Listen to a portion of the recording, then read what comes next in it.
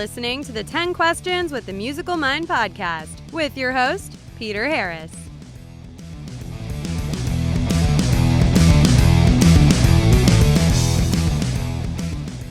Hey everyone, welcome back to 10 Questions with the Musical Mind. This is Peter Harris, your host.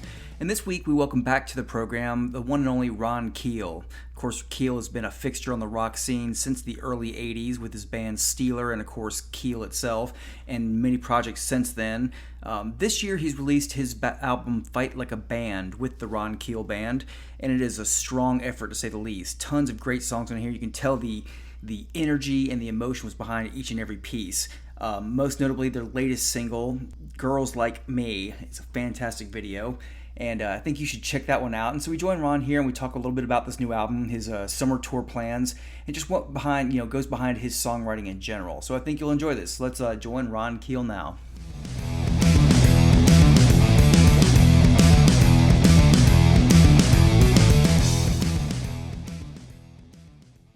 Hello, Peter. Hey, Ron, how you doing? I am doing fantastic, man. How are you? I'm doing great, man. Good to talk to you again. You too, my friend. Well, it sounds like audio is definitely the better choice, considering the circumstances. No, I'm not really naked. I'm just, I'm just kidding. I just wanted to thank you for having me back on the show. It's been a long time. A lot's happened in the last year, man. I know, and we were talking about Fight Like a Band when we talked last year. But now it's I've heard it, and man, it is strong stuff. I got to tell you, Ron, I'm being sincere here. It's some of your best work. It really is good. Thank you, Peter. And that one word, strong, is one of the best compliments that you can pay me. I've strived to keep that one element of my music alive, no matter what style of music I've played through the years. But I remember back in the day, in 1981, 82, when we were in Los Angeles and Hollywood with Steeler, and we just released the Cold Day in Hell single. Yeah. And we were living in a really rundown warehouse in a bad part of town and really dangerous neighborhood. And Slumlord had the maintenance guy over to fix something that had gone wrong with the electrical or the plumbing or something. And this guy didn't speak a word of English. And he came in, and we're cranking up Cold Day in Hell from Steeler, and he's listening to the speakers, and he looks at me and goes, "That's just strong music. I go, man, I like that. So when you use that word to describe what I do, it means a lot to me. That's awesome. Fuese. Right? Okay, whatever you say. Hey, as an aside, what part of Georgia are you from? Man, I was born in Savannah, Georgia. Okay. But my dad was a construction worker and moved us from one town to another throughout my upbringing, and never really settled in one place for a long time, so I got the road in my blood at an early age. But Savannah, Georgia is where I was born, and the place where I was born, actually, the hospital where I was born is now an old folks home, so I hope to go back there someday. Right, exactly, full circle. No, I asked that because I'm from Roswell, Georgia, just north of Atlanta. Nice. Atlanta has some great memories for me as well. We lived there for a while, and that's where I was living in 1964 when the Beatles were on the Ed Sullivan Show. Yeah.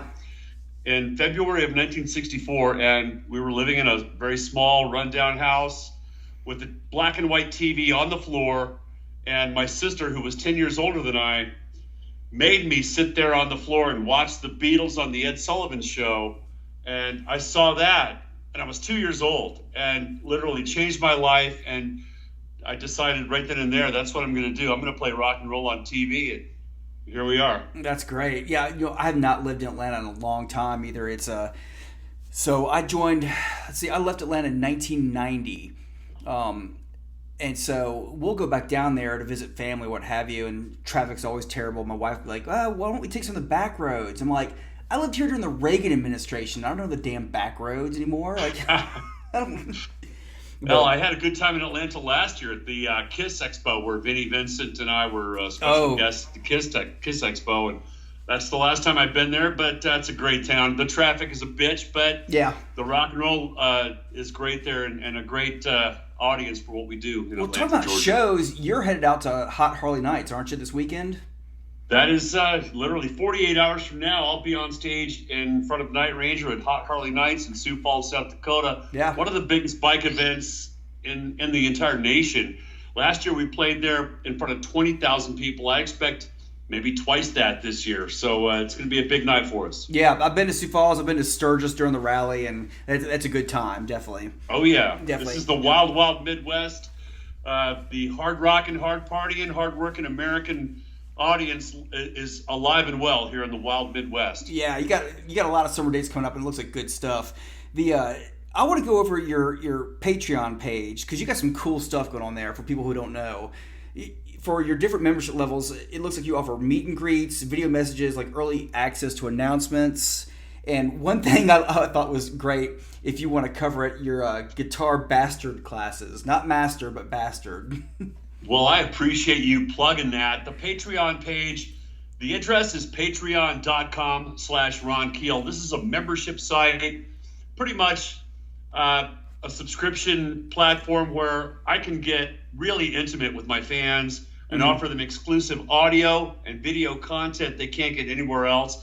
I call it basically my virtual online campfire, and I will pretty much let down all the walls and bring the fans into my living room for these live online chats, guitar classes, vocal seminars, and next week I'm doing actually taking the fans in the studio with me as I record lead vocals on the next Ron Keel Band album, so the fans can actually go online with me live as I record vocals in the studio. We've got a ton of exclusive concert videos, audio, unreleased tracks.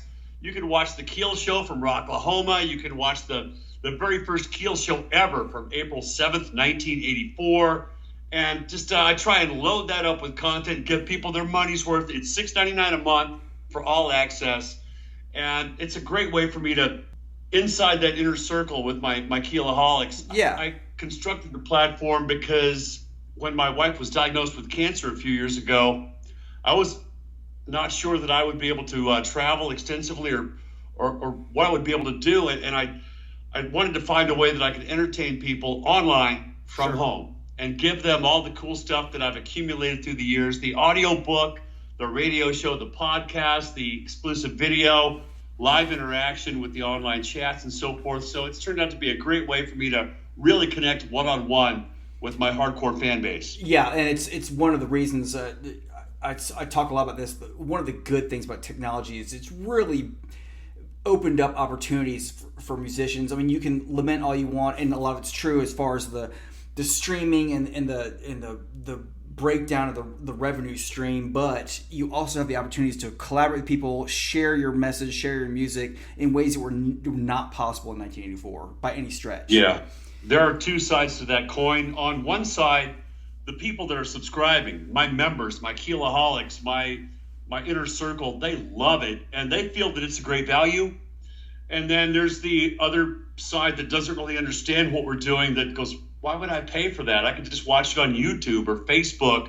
Why are you charging $6.99 a month for your product? And it's just the reality of the business these days. Sure. And I'm in a great position to be able to offer a lot of divergent types of content, the audiobook and the podcast and the online chats, the guitar bastard classes, as you mentioned, vocal tips and all kinds of stuff. Whatever I can come up with, I'll share it with my inner circle on Patreon. They'll always find out about it first, and they get to literally come inside my living room twice a month and hang out with me, and we'll talk, we'll chat. I'll do live concerts from my house. I just did the first live from the Fan Cave concert a couple of weeks ago with a great response. Literally me performing in my fan cave, which is basically my basement. Right. And I've got it set up as a concert studio type setting, and turn on the live broadcast, and I can perform for my fans, and they can watch from wherever they are. We had fans from Europe, fans from the Far East, fans from Japan, all over the world watching the live concert that I'm doing from my house. That's awesome. And it looks like you've really gone out of your way to make the upper tier Patreon experience, or just the paid access Patreon experience, actually worth it, which not everybody does. So that's a really cool thing. It actually has like extra content. Yeah, I'd probably spend twice what I'm making, but I'm really enjoying it, man. It's Right. all good. And we mail out stuff every month. The hardcore fans get packages and autographs and memorabilia and cool stuff in the mail. We're giving away stuff online, autographed drum heads and guitars, and yeah, I'm spending way more than I'm making, but it's worth it. I love hanging with those people, man. Yeah, it's a way of life, and but go back to the new album. Raving about it earlier, and still the standout tracks for me are Fire in the Rain, Long Way Down, and of course Girls Like Me. The video is great. Oh, cool! Thank you. Yeah, it's great. I mean, it's exactly right. And I have had there's other musicians who have different takes on videos, and I get both sides of it. To me, it really does offer a valuable. I'm a visual person anyway, so enjoy the artist's interpretation of what does this song look like visually, or what's a good representation of the attitude of this song. So I've always liked that aspect of it, and so I think that video is great. If anybody hasn't seen it, you need to go to check it out. It's great. But yeah, and you can view that new video clip. We got over 10,000 hits in the last 24 hours on that, and it's the response has been incredible. You can view it at ronkeel.com, ronkeelband.com, both YouTube pages, and youtube.com/ronkeelbandtv and so forth. It's all out there. I create videos like I create music, Peter. I try and create something that I would like to hear or I would like to see. And for me, this video is a tribute to all the women in our lives and all the fans, the wives, the sisters, the brothers, the daughters, the granddaughters, and all the women out there that make us, that inspire us and stand behind us. And we've got tons of great footage of our female audience and our friends and family and fans in this video. And the girls that did the Ron Keel Band tribute from Las Vegas did a great job. Carol Lynn and her team out there in Vegas, they actually performed the song as a female Ron Keel tribute band and sent us the footage, and we kind of mixed it in with our band performing here in Sioux Falls at a local strip club, believe it or else, and kind of put that together just as something. This is what I would like to see, and I guarantee you can't watch this video clip without cracking a smile and right. being entertained. It's fun. There's a lot of serious stuff, and you mentioned a couple of those songs, Fire in the Rain, Long Way Down. Yeah. Those are pretty serious songs. Girls Like Me is not serious in any shape or form. No. It's just meant to be a good time, fun, rock and roll entertainment Well, experience. I think if I can presume, I think it's a serious song in that you have serious admiration for the women in your life and around you. Am I right there? That's true. Yeah. That's true. And obviously my wife, Renee, has been a big inspiration behind this record. As you know, and many of our fans and listeners know, the album came from a very difficult place. Sure. When the job that I was sent to Sioux Falls to undertake as band leader of the Badlands House Band and entertainment director and voice on the radio on KBAD 94 FM here in Sioux Falls, South Dakota. It was an amazing ride. We had the best of everything for a year with the budget. I was able to assemble my dream band, and the crew and the pyro and the infrastructure behind us was incredible. And all of a sudden the plug was pulled and the business folded, and we're left with nothing. No job, no gig, no money, no bus. They took everything. And the guys in the band and I decided pretty quick that we've got something special here. There's a great chemistry. There's an amazing combination of talent and character in this band, and we decided to stick together and stick it out and keep fighting like a band, so to speak.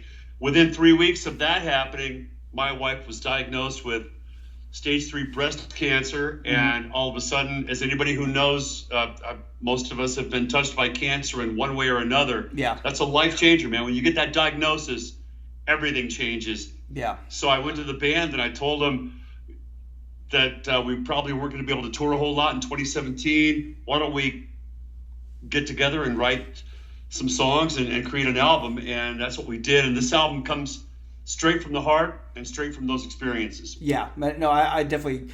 I can empathize in a different way. I lost my father to cancer about a year and a half ago, so I definitely, it's not the same as a spouse, but I understand the roller coaster of emotion. Yeah. Now, one thing I want to go off on a little path, and one thing I like to focus on songwriting. I wanted to get your thoughts. You and I have met before. We've interviewed each other before. We've spoken in person, and one thing I like about this job is, and you in particular, I find it interesting that now that we've spoken at length a few times, I can see your personality in your music. Now that I know I've gotten a sense of what you're like in person, I can see it in your music, and you use a lot of major and dominant chords and a lot of aspirational lyrics and like positive in general. And in person, you put off a kind of a positive, me against the world type vibe, but it's me against the world with your chin up, if that makes sense. I like that. Do you think that's accurate? Absolutely, and that's one common thread that's run through my music from the Right to Rock on through Fight Like a Band is the struggle to survive and succeed, and to do it your way, and to stay positive, right, with your chin up, no matter what happens. And I try and embody that in my music. This album, the title track, and the rest of the album really is about that struggle to survive and succeed, and give people something positive to the empowerment, the desire to live the dream and realize that no matter how bad things are, they're going to get better, and just keep fighting through it no matter what it is in life. And we're all struggling, and we're all fighting to survive. We're fighting for the right to rock, and that is a common thread that's gone through my music, and that I'm proud that if I'm known for one thing, it's that fearless attitude and the desire to keep pushing on no matter what. Yeah, it's like I was mentioning, it's just cool that, getting to know you a little bit, it's come across as it's so authentic. And I think I threw around that word a year ago when you and I were talking, but not everybody is 100% authentic, but by and large, most people are. I mean, I have a good bit of optimism and faith in people in general, but but it's just, I think that's a choice, man. That's a choice. Every Sure. day you wake up and you choose. You choose how your day's going to be. Are you going to kick ass? Are you going to be productive? Are you going to be positive? Are you going to make somebody happy? Are you going to make somebody? Are you going to entertain somebody? Those are choices that I make every day when I wake up, and I choose to be positive. I choose to be upbeat, and I choose to work as hard as I possibly can to do what I love to do. Right. It's not rocket science, but it is a choice every day when you open your eyes and wake up and hit the ground running to make the most of that opportunity, because we're all on a one-day contract, man. You never know when right. when Father Time is gonna take its toll, and it's just a way of life for me, and it's something that my music has tried to communicate to those fans and those people. If they get anything out of what I do, it's that, man, this guy loves what he does. This guy is really hell-bent on entertaining you and having a good time and staying positive and looking at the good side. My glass is always half full, brother. Right. Always. And I appreciate you seeing that in me and in my music. Definitely. What do you think is additionally inspires you the most in writing a song? Like the music or the lyrics? Is it a personal experience, or is it being inspired by other musicians?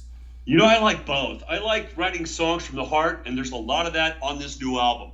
Songs like Fight Like a Band and Fire in the Rain, and some of these songs really came from within me. But I also love telling stories. I like songs like Heart's Gone Wild, where you can tell a story about something that you haven't necessarily been through. I don't want to give away the end of that song, but it's a story song about two people that fall in love on the road in the middle of nowhere, and music brings them together. A song like Rock and Roll Guitar, which is the story of a guitar as it passes hands from one musician to another. Yeah, I was going to mention that. From a poor homeless guy to a rock star and everybody in between. And you're writing stories about things that you haven't actually experienced. But I love to do both. And so much of my music and my lyrics come from the heart. That's part of who I am. And those songs are a blast, but I also love to tell a story about, you don't have to go to space to write about Right. Star Trek. I mean, No, it's, that's sometimes it's fiction. That Heart's Gone Wild song, one of my favorite songs on the new record. It's a story, and I love those songs that tell those stories about experiences that we don't necessarily live through, but that we can identify with. Right. No, I was going to say, it doesn't have to be, it could be fiction and still be genuine. You don't have to live everything to write a song. I mean, Ian Fleming wasn't James Bond. It's a story. Right. That's right. Arm and a Leg from the Final Frontier album. It's one of my all-time favorite Keel songs. It's a song about a boxer who gets, he's fighting in the ring and all that. I never actually got in the ring except to sing the national anthem. Yeah. At an ESPN boxing match, but I've never been punched out in the ring. But I wrote a song about it because I'm a fan of the sport. Yeah, definitely. I am too. Yeah. Well, before we let you get out of here and get ready for your trip up to Hot Harley Nights, I want to make sure everybody knows, if they don't already, and if they don't, shame on them, where to follow you. Social media, website, buy the album, etc., etc. All the links are at one-stop shop, ronkeel.com. Go there. It's the place where you can link up with my social media, Facebook, Twitter, YouTube, all that stuff. Anything that you need. My Patreon site that we discussed earlier is all at ronkeel.com. And from there you can find anything, including my mailing address, my chili recipe, and whatever else you want. It's all at ronkeel.com. Well, why are you making it so hard for everybody? Well, I believe in a solid website. ronkeel.com's been there since, for 20 years now. But at one point there was MySpace and Facebook. Who knows? I'm a huge fan of social media, but I don't trust it. I trust that website. I know that no matter what, you can always find me at ronkeel.com, yeah. And I hope that people will check it out and enjoy the new music, the video for girls like me, and check out the online store and the Patreon experience, where you can hang with me and get exclusive video and audio content at patreon.com/ronkeel. Awesome. Well, Ron, it's been a pleasure once again. I look forward to seeing you again soon. But thanks again for joining us tonight. My pleasure, Peter. Thank you so much for having me. Give your lovely wife a greeting from me, and I will. I will. So I'm going to miss you at Rockin' Pod this year. Oh, I want to give a plug for that event. What a great event where you and I met last year in Yeah. Nashville. It's a great event. I wish I could be there. I'm on tour this year, but I want to make sure everybody in our industry and all the fans, everybody knows that Rockin' Pod is a fantastic way to gather. It is. With your favorite podcasters, your rock stars, the fans, everybody at that Rockin' Pod Expo in Nashville next month. All right, Ron. Well, I appreciate it. You have a good night and break a leg this weekend, all right? Thanks, man. I appreciate it, Peter. I'll talk to you again soon, I hope. All right, buddy. Talk Take soon. care, man. Bye. Thanks. Bye.